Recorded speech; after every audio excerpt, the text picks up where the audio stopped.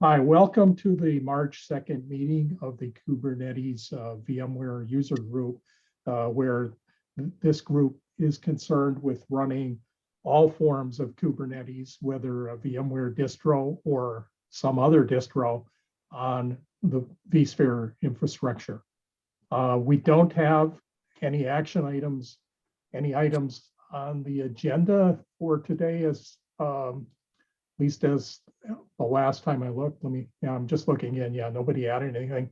But when that happens, we just engage in free-form birds of a feather discussion on anything anybody wants to talk about.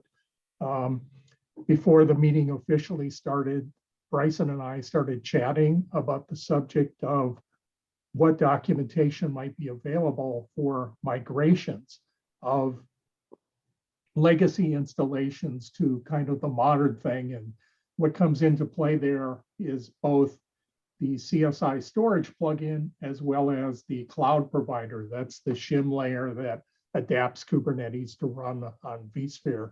They're kind of orthogonal where you could potentially use one or both. So Bryson's point was, and I'll let you step in, but I'll try to summarize that he wasn't able to easily find docs on how you'd go about doing a migration if you were on in a legacy scenario using one of these. And by not find docs, he specifically meant in the official VMware documentation. I think he might be right. And I pointed out that I think I recollect, at least with CSI, coming across blog posts, but these are now at this point 1 or 2 years old because CSI kind of moved independently of the cloud provider. So there was an initiative, the container storage interface that started, at this point, even 5 years ago was when the planning started to get the storage providers out of tree. Primary reason was that if you even had a security patch related to a storage driver, you had to wait for a whole Kubernetes release to get out the door in order to get a vehicle to put it out there. And it meant that you couldn't be very responsive. And those got split off, but operated for a good couple of years where you could have used the in-tree or the out-of-tree. And on vSphere, if you're stuck on really old hardware, and by really old, I mean something that couldn't run vSphere 6.7 U2, I think even to this day, you're stuck. It's no longer supported. But there are people who are in that situation. I realize that, but you couldn't move to the newer stuff, and you still can. So anyway, Bryson, do you want to jump in here? And so I think actually it's probably, I mean, the more I'm seeing, I do see it on the VMware documentation. I'm looking at different GitHub now. So I'm looking at the vSphere CSI driver. Typically the CSI team develops in open source, but they'll publish the VMware docs, depending on I didn't see any links branch. to release contributing. Okay, so I think the difference there is I didn't go into the docs folder specifically, and there's nothing in the normal README that says, hey, if you're migrating, this is how you migrate. Okay. In the GitHub. So I mean, that would be just adding a line in the normal README, hey, if you're looking to migrate from. Yeah, I think they had written this up in GitHub, and they used to have it on the docs, but I don't remember. Well, they do have a doc for it in there. They just don't have it linked from the main README. So you'd actually have to Yeah, I get you. I get what you're saying. You have to go into the features. Yeah, so I didn't go in. I didn't dive into that. So yeah, there was more to read there. Yeah, there was a lot of customers a while back that asked for this. Yeah, and the reason for why this is sort of all mixed up is, Kubernetes is open source, and VMware is trying to support people using non-Tanzu distros on the vSphere infrastructure. And there were complaints that if we kept all the documentation over under Tanzu, that people running, I don't know, fill in the blanks, OpenShift, pure upstream Kubernetes, whatever, they weren't naturally steered there. And then if they went into the Tanzu docs, there was a lot of stuff mixed in there that was very Tanzu specific. But then on the other hand, from the perspective of us being a vendor, the people who are on Tanzu kind of expect easy to consume documentation where it gets them down a path that is very, is specific to the distro they are using. And in some cases, Tanzu automates away things that you might be concerned with, if that didn't happen. And it's kind of one of these scenarios where how you do the docs, there's no great answer that is going to satisfy everybody. And it's kind of flip-flopped over the years to where we've done it a couple, we started out doing it with our distros, flipped it over to pure open source, then had complaints from people who are on the commercial products that they couldn't find stuff and had to go to a second place. So I don't know, I hope you can sympathize that it's not super straightforward. Probably if I were on Tanzu, I'd go there first, but if you're not, then it is the GitHub. And secondary sources, blogs by Cormac Hogan, Miles Gray are great. You know who else does a good job, in my opinion, documenting this is, my management might shoot me for bringing this up, but Red Hat actually has a little section on their website. It's intended for OpenShift users, but much of the stuff that you would find there applies more or less generically. And all documentation is good documentation if you're trying to solve a problem and get your job done. Yeah, I mean, commonly in support, we use like William Lamb stuff with the pictures, or like Chris Little, or there's a bunch of VMware employees who have blogs that go through like just step by step that the docs might not have. We have the same problem though with the open source stuff with like Tanzu framework. So like all the framework for like the CLI is open source and it goes to GitHub, but like all the documentation points, the same thing. So CSI has the same problem. Yeah, I mean, when you get to it, this is a big picture issue where it's not just the docs, but even support, where we've got people asking questions both in this user group Slack channel. Then there is a cloud provider Slack channel where they come in as well. A lot of times people duplicate post them. And then they come in through the standard VMware support channel as well. And if you are a vSphere user on support, you're free to put them in there. But there unfortunately isn't even a clear answer of all the resources available. Sometimes I wish there were just one, but maybe it's a good thing that there's more than one, because some of these things like the Kubernetes Slack, at least in theory, give users an opportunity to share with each other rather than being restricted to go through the vendor channel only. And it's up to users and customers to what extent they want this public. That as a vendor, our standard commercial support channel by design, because some people are very concerned with privacy, they might not even want competitors to know what their vendor choices were, so that we don't open that up for sharing. But kind of if you're out on Slack, it's kind of intuitively obvious that you wouldn't be there if you weren't prepared to at least share some aspects of what you're doing as a business. Yeah, I mean, even what you've described in the Kubernetes channels happens internally on VMware, like TKG and vSphere Tanzu channels. People ask for vSphere Tanzu help in the TKG channel, or vice versa. Even the history of VMware with our multiple Kubernetes distros, having the old PKS, which is still out there and supported, ends up with forks in documentation and support and things where some solution that applies if you're on one form of Kubernetes maybe isn't applicable if you're on a different one. Yeah. I work on TKGI, which is what PKS is. So Mhm. I guess it's the same thing. Because before it was the storage and the cloud provider, they were kind of lumped together in tree. And so when they went out of tree, Yeah. they broke them really apart. And so I Uh-huh. think originally I was looking at the cloud provider to see how to migrate to it. So I'm looking on the GitHub, and I don't see migration details on that. That's probably what I was originally looking at, that I wasn't Yeah. seeing anything. Once I don't know again, about that.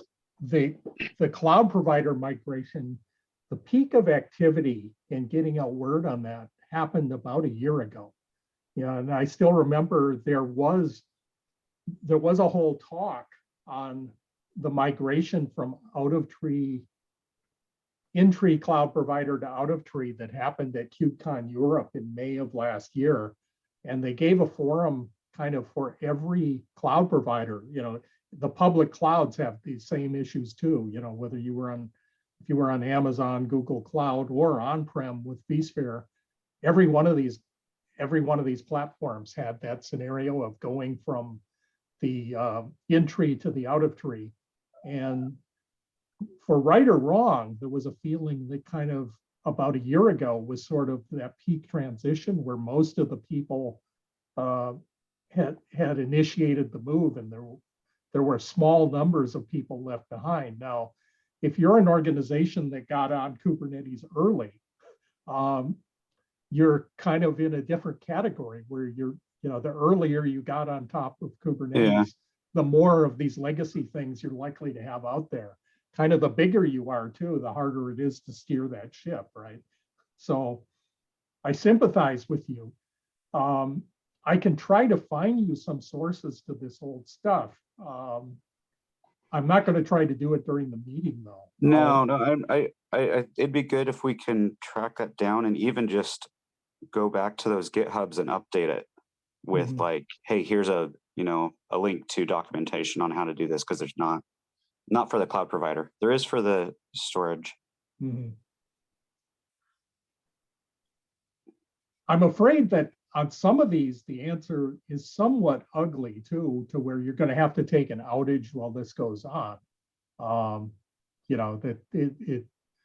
I don't know that there's any guarantee that you could do this on a live production system without taking an outage. And in some cases, the scenario might be as disruptive as like doing a backup of your installation and bringing it up on effectively a new Kubernetes cluster.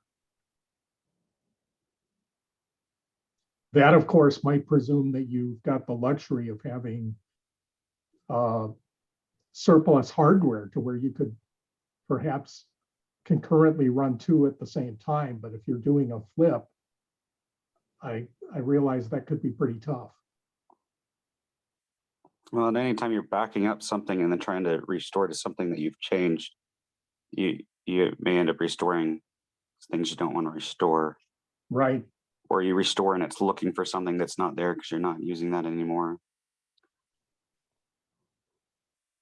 You don't have to answer this if you don't want to disclose, but I'm just curious, are you still keeping alive Kubernetes old enough to be prior to 6.7 U2 and, kind of the really old stuff? Kubernetes? Yeah, or Kubernetes on vSphere, like kind of by default, if you're on the really old vSphere, you're likely on the really old Kubernetes as well.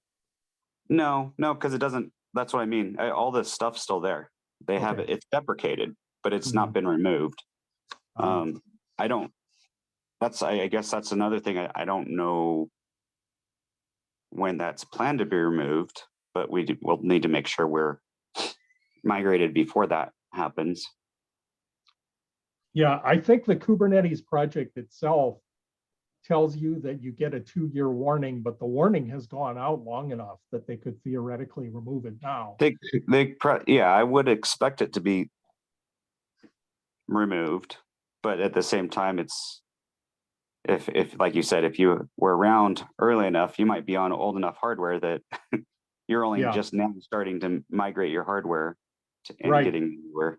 There's the newer theory vCenter and versions. wishes of kind of the Kubernetes leads and steering, and that is that they only want to support 3 versions max. But then they're faced with things where the CNCF does this annual survey of users, and it came out last year sometime, but they found that the majority of Kubernetes users are on the very oldest release. So that this act of pulling the plug on it would be something that could be really painful for over half the users. So there's what they say they might do and when they'll actually do it. The trouble is, I'd say from my perspective, looking at how Kubernetes is run, that if you go on a release prior to like 1.2.3, I question how good the security patching is. And how well can you sleep that night if you're running production stuff on things that aren't getting security patched? Now, that's the upstream Kubernetes. So vendors of distros, the Kubernetes project says that if a vendor wants to take responsibility for this, they can continue to support these old versions, but the project itself doesn't have the resource to be doing that.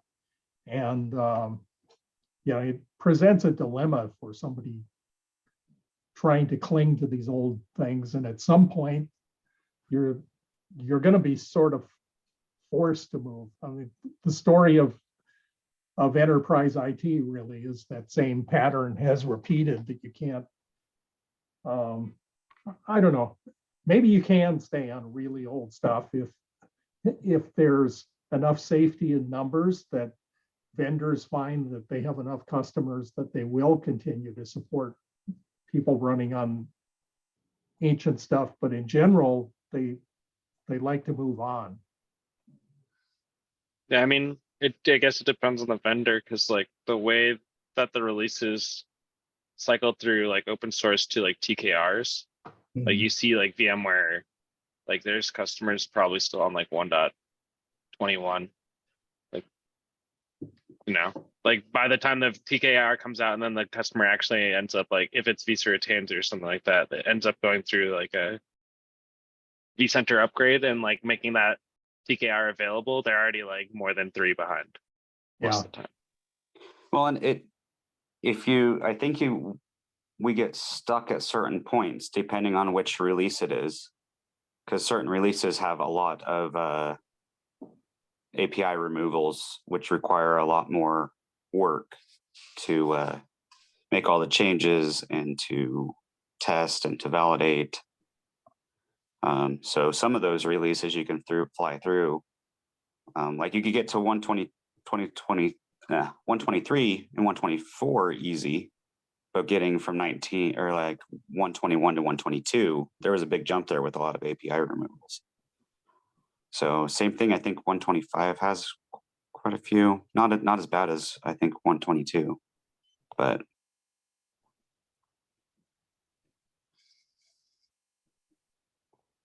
Well, I will, I'll go do some research and come up with resources for migrations. And I won't be able to do it during this actual meeting, but I'll go ahead and do it. And depending on how much I find, maybe I'll even turn it into a presentation at an upcoming meeting. Now, I won't even promise it'll be the next one, because the next one is coming pretty close to when travel for KubeCon Europe starts. And I was planning on attending there. So that might be pretty disruptive on my ability to get that put together by the first Thursday in April. Maybe it will be May instead, but we'll try to get that queued up. On the side, I was just randomly searching through, but might be some helpful links that I put in the chat. I don't know if you want to look at those, Bryson and Steve, but you know, one's a rancher issue, but they're talking about the migration from the CPI. So like, and then someone gives a link to like a Helm chart for the old versions and, you know, a bunch of stuff. But then someone also gives a link for like a migration, which looks like it's like buried in the GitHub docs. Yeah, so that's, I mean, that's one of the things, not besides just like maybe a presentation would be like, I really just making sure if we have that stuff that it's like at the bottom of the README on the first page. Like, hey, here's how you do the new one. Because it does say, here's how you do the old one, but then it doesn't say, here's how you migrate from the old one to the new one, right? So. Okay, I'll take that as an action item too, to try to get it in the GitHub docs so that these resources aren't buried somewhere. Yeah, like one of these is like how to do it for the vSphere cloud provider, but then it's in the Rancher like README. So I mean, I guess they're using it, but there's no like official VMware one. Mm-hmm. Yeah, and I'll have to see. I think that we've maybe not put it in the official docs, but there've been enough people who've been through these migrations that they may be in blogs or in other forums, even videos for all I know, but they are out there. You're far from being the first one to ever do this. You're maybe in the second half of the migration here, but I understand that happens. By definition, half of the people out there have to be in the second half.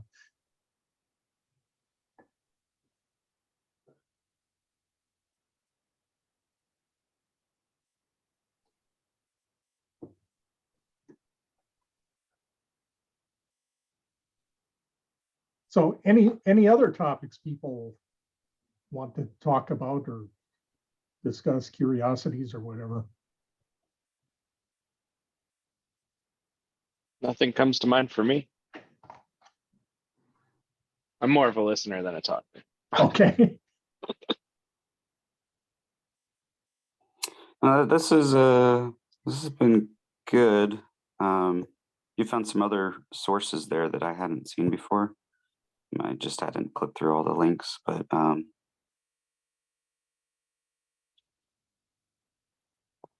Yeah, I have a feeling I recollect coming across maybe 10 different sources, but like I say, I'm going to have to go look around and find all my bookmarks and things after the meeting. But I think there are quite a few of them out there, and from many categories: blogs, docs, Yeah, actual meeting presentations online and at physical conferences. So I'll try to do a research assembly of those sorts of things and get back to you on that. It's a never-ending thing. I mean, the in-tree to out-of-tree is kind of a big one, but the fact is that over time there's other sorts of migrations where they just change things that move things from one format to another too. So yeah, I find that interesting with like cluster class stuff. If you're talking about like a cluster API provider, like it's only gotten new in Tanzu more recently, but like upstream cluster API has been using it for a while. So like it's interesting how they reformatted that.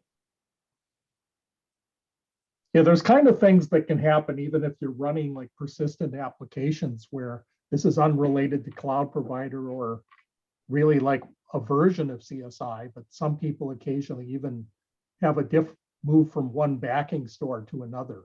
And, you know, that sort of migration isn't something that just magically happens by itself. And I don't know, I guess that's why if development wasn't easy, it might not be a great job in terms of intellectual stimulation and compensation. So Yeah, this stuff can get hard and require a lot of attention to detail to pull off.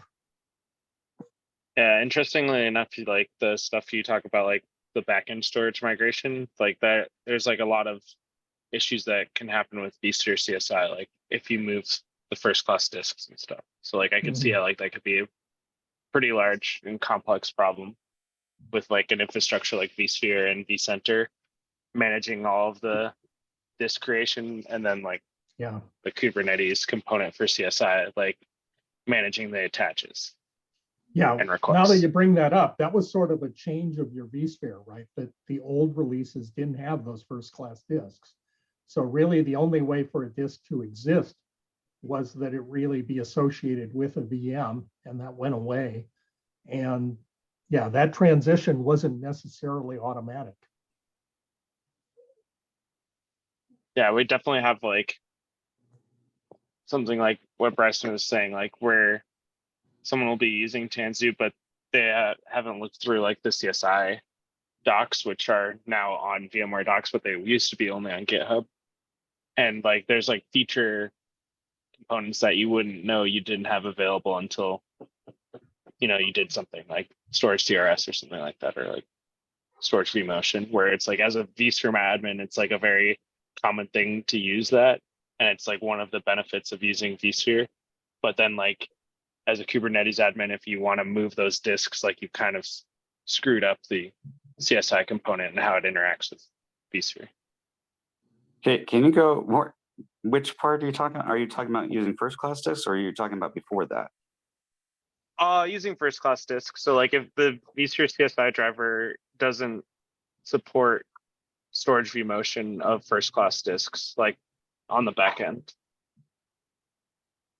So like if you were to move it, there's a component in vCenter that monitors as like a database and monitors where the first class disks are located. And then CSI interacts with that. So if you move that out from under where that CNS component monitors, like you can have CSI not be able to locate disks. Okay, so if you move the disks. Yeah, if you move it, or if you have storage DRS, like automatically move it out from under vCenter, like you could have the potential of like that disk never being lost to the CSI driver. Okay. Yeah, because we haven't moved over yet, we haven't moved to first class disk, so I haven't dealt with that at all. I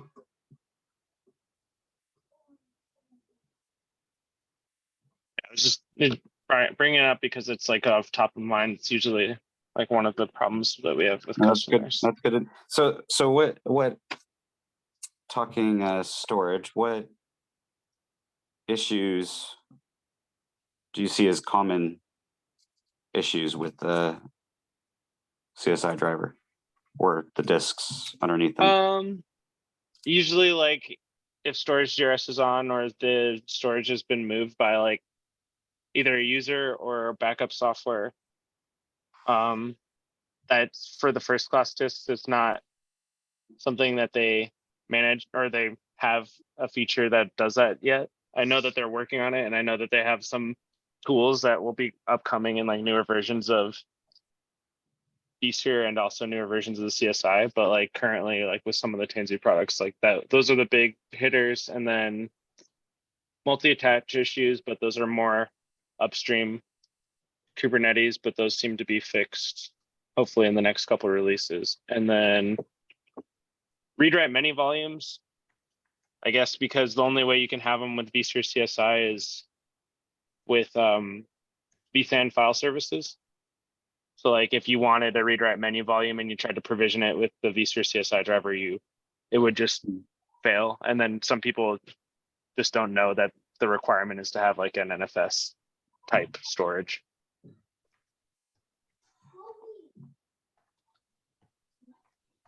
Yeah, probably if you that's helpful. One way, if you're looking at a list of things to, I don't know, shall we say, worry about when you're doing a migration, just coming to the top of my mind, it might not be a bad idea to just open the issues on GitHub, including the closed ones, and just see what issues have come up from other people who went before you, because I think that would give you kind of a basis for having a top 5 list of kind of what are the things that could go wrong here. Because I would expect that you know, those things, if there are treacherous areas, I'd expect that people would have opened up issues related to them. Yeah, I mean, the ones I was discussing weren't specifically the migration, just more like functionality of the driver. But I know that a lot of the migration issues are like open issues in GitHub. Like I've seen them before. Like even when TKGI first did the migration from in tree to out of tree, like they had a lot of issues, and a lot of them were ending up in like GitHub. So usually when I get someone who's doing that, like if they're on a legacy version, most of them I'll find the answer for in GitHub.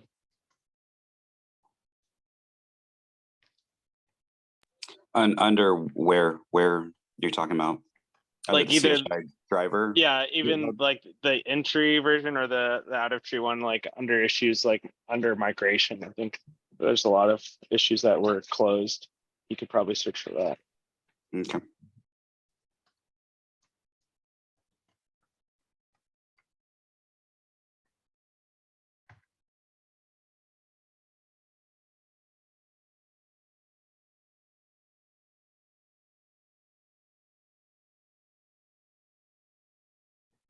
I'm just kind of curious, Bryson, is this migration kind of the biggest problem or opportunity you're having right now for getting stuff done? And just like to have the opportunity to discuss with an actual user what the, you know, what the pain points are, or the opportunities to improve the Kubernetes itself, as well as No, I mean it's on our around this. plan for this year to get there before we have to. Mhm.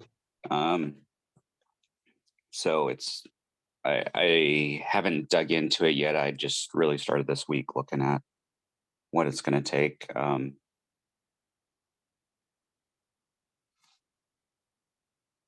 So it's not like a massive issue, but it's something I'm going to have to think about. Like one thing we're trying to get to is get to 124. So we got to make sure we remove the Docker shim. So that's going to be probably a bigger thing. Not VMware specific though. How are you doing on your, and you don't have to say unless you want to, but kind of the scatter of your vSphere deployments in terms of whether you're on 6, 7, the 7 variants, or even 8? I have to double check with the team managing that, but I'm pretty sure that I think we're all to 7, because we were to 6, 7 before, but a lot of the documentation said you could go to 6, 7, but it was better with the 7 was it U3, U1 at least, Like 7.0 U3 is what yeah, is that what you're asking about? yeah. I mean that's one of the newest releases.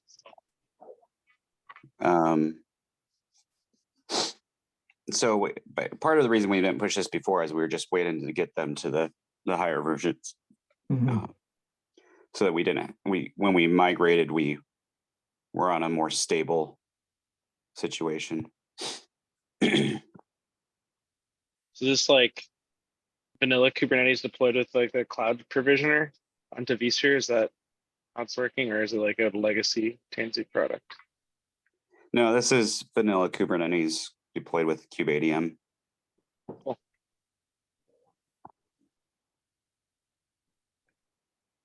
I guess I never get to work on stuff like that because I only work on Tanzu. So it's interesting to hear other point of views. Yeah, that's one of the main things why we started this group, was to not be so just stuck in the VMware side of things, because there's so many different, you know, I guess flavors of how to install it. Like stay more to that base of like what's in common to everyone, like all the open source stuff.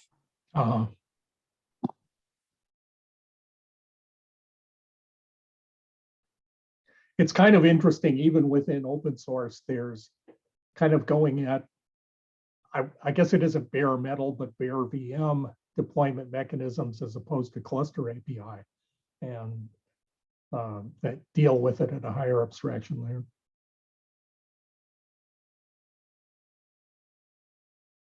Yeah, I mean, I guess you could like, I mean, you can use like any cluster API provider you want. You don't have to use the one that's like bundled with Tanzu. So like you could just use the vSphere provider or the AWS provider. Yeah, in terms of vSphere, there seems to be some momentum for people going on to cluster API. Obviously, the VMware distros do it, but Amazon's EKS Anywhere does as well. Mm-hmm. So what is the status of cluster API with VMware? So, I mean, when I was looking at it a long time ago, it just wasn't there yet. Well, we use it ourselves in our commercial products, and Okay. not just on top of vSphere, but cluster API is just sort of a generic abstraction layer for deploying Kubernetes clusters to platform N. Now there aren't kind of implementations of it for every public cloud out there, but certainly for AWS there is. I think for Google, I think there is for Azure as well, but maybe Kyle, you know more than I do. And Yeah, I mean, not to knowing more than you do. I was just agreeing with you that those ones you listed are the ones that TKGM uses. It's like Azure, AWS, GCP. I've never seen a GCP like Tanzu cluster, but GCP and vSphere. mhm. And it isn't just VMware using cluster API, so there are other people using it as well, like AWS I know does. Yeah. I personally, just out of curiosity, did an EKS Anywhere install in my vSphere home lab, and I was actually surprised how similar it is to what Tanzu does. I mean, if you have used one, you'd swear that the same person did them both almost from the experience I had. Yeah. But in terms of cluster API, I think it's an actual CNCF monitored project. So everything's out there open source. There's a Slack channel for it. It's the same sort of thing with any open source where, it's community support potentially, unless you consume it through some kind of a vendor supported commercial product. But cluster API is out there for standing up your Kubernetes clusters. And I think it's got major users. I guess when I said cluster API, because I was saying it with the vSphere context, so specifically the VMware. Cat V. Yeah.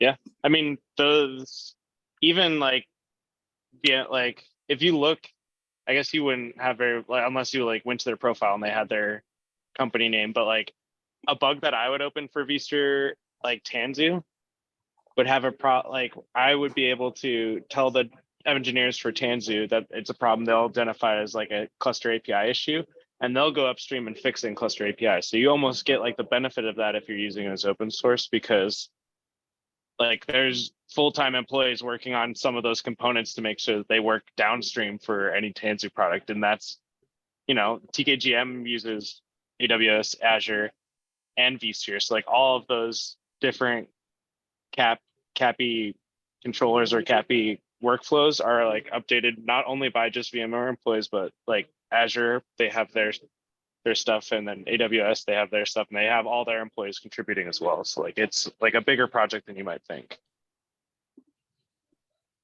Like I just sorry. opened up there's a Slack channel on Kubernetes Slack that is cluster-API-vSphere.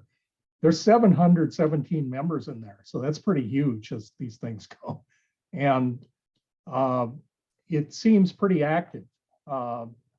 There's obviously a GitHub associated with it too, but the Slack channel would give you kind of an initial read of, with anything open source, you don't want to attach your organization to some open source project that isn't healthy. And one of the aspects of health is just how many people are active on this. And I'd say Cluster API for vSphere is really a vigorously active open source project at this point.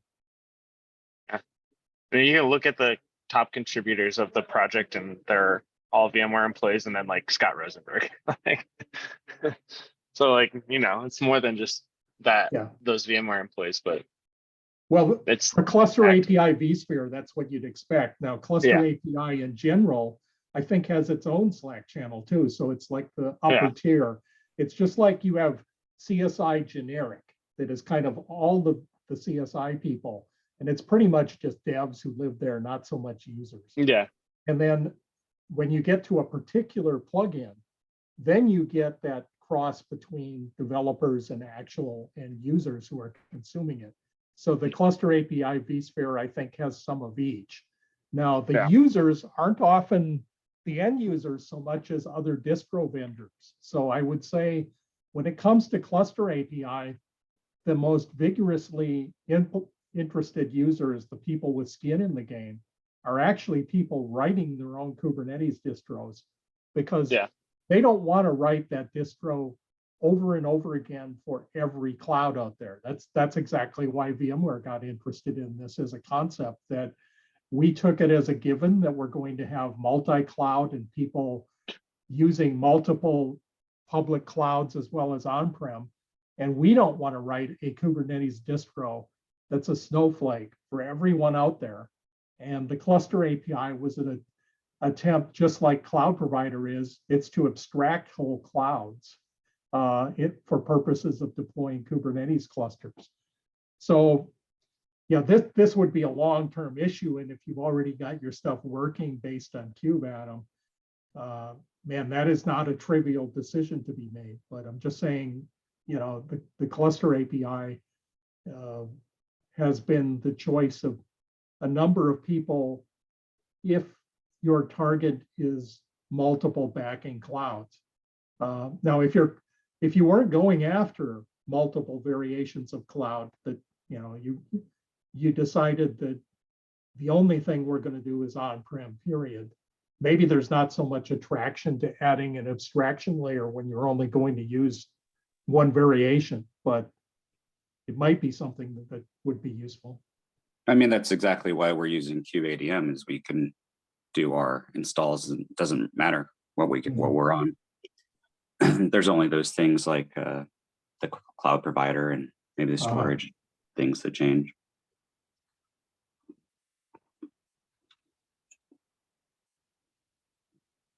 Yeah, I mean, they give you a bunch of options, so like, and even still, not even just vSphere, like the AWS and Azure ones, like we were saying, like Steve said, more of the time it's another vendor asking for something for like Cluster API to be fixed. So like CapZ, which is the Azure one, like you'll see like VMware employees in there trying to fix it for Tanzu.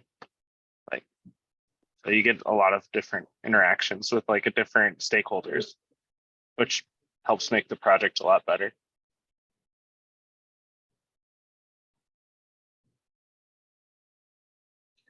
Yeah, you only have so much time in your day to go drill into this, but I kind of suspect, now that I'm thinking about it, that there are probably interactions of this Cluster API vSphere with the very things you're talking about, of dealing with cloud provider and CSI, because they're having to touch that stuff, I think.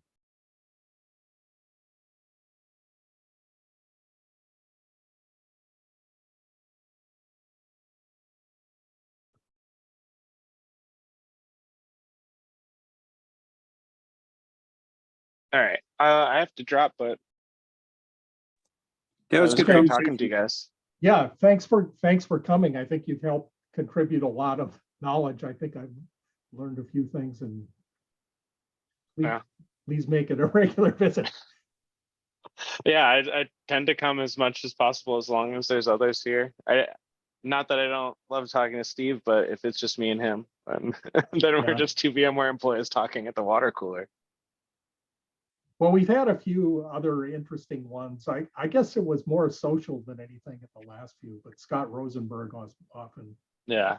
shows up, and he's a fountain of information. And He's haven't taught heard from me things. Robert lately, but he's pretty good too. Yeah. Or when Miles came those couple Yeah. times too. That was interesting. I'm hoping to go meet some of these people physically at KubeCon Europe coming up in a month. So Robert is trying Sure. to get together a physical meeting of Kubernetes users on vSphere. Yeah, I'm sure Miles and Scott will maybe come, but a little Yeah. bit far for me. So, but I'll see you guys later. You can catch Chicago later in the year and freeze to death in November. Hopefully. All right. Thanks, guys. Bryson, did you have anything, or should we just call this to a close? No, I think I'm good right now. Okay, well, thanks for coming. It's good to chat. And like I say, I'm going to go away and try to gather up resources on migration. It might be a day or two, but I'll see what I can gather up, and I'll drop it in Slack. And in the longer term, I think you're right that getting it updated on GitHub so these things are shared with the whole community is the longer term goal here. Yeah, sounds good. Okay, bye. Nice seeing you. Thank you. Bye.